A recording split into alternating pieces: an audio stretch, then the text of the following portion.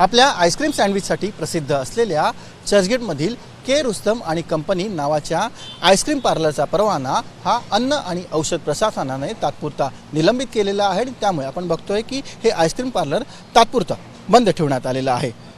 चर्चगेटमधील अतिशय प्रसिद्ध असं हे आईस्क्रीम पार्लर आहे। 1960 मध्ये त्याची खरं तर सुरुवात झालेली होती आणि आपल्या आईस्क्रीम सँडविचसाठी ते अतिशय नावाजलेलं आहे आणि हेच आईस्क्रीम पार्लर सध्या बंद असल्याचं आपल्याला दिसून येत आहे। एफडीएच्या अधिकाऱ्यांनी या आईस्क्रीम पार्लरची तपासणी केली आणि त्या तपासणीमध्ये त्यांना जिवंत उंदीर सापडले, तसेच घरगुती माशांचा वावर देखील आढळला, तसेच मुदत संपलेली उत्पादने देखील सापडली आणि त्यासह अन्य अनेक अन्न सुरक्षा नियमांचं उल्लंघन झाल्याचं त्यांना आढळलं आणि त्यानंतर आपण बघतोय की या आईस्क्रीम पार्लरचा परवाना हा तात्पुरता निलंबित करण्यात आलेला आहे आणि परवाना निलंबित झाल्यामुळे हे आईस्क्रीम पार्लर सध्या तरी आपल्याला बंद दिसतंय।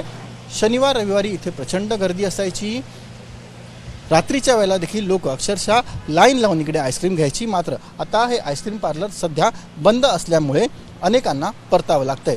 एफडीएची सध्या राज्यभरात विशेष मोहीम चालू असून आस्थापनांची तपासणी ही एफडीएकडून सुरू आहे आणि त्याचाच एक भाग म्हणून एफडीएने ही कारवाई केल्याची माहिती आहे। व्हिडिओ जर्नलिस्ट हेमंत कदमसह सचिन गाड, एबीपी माझा, मुंबई।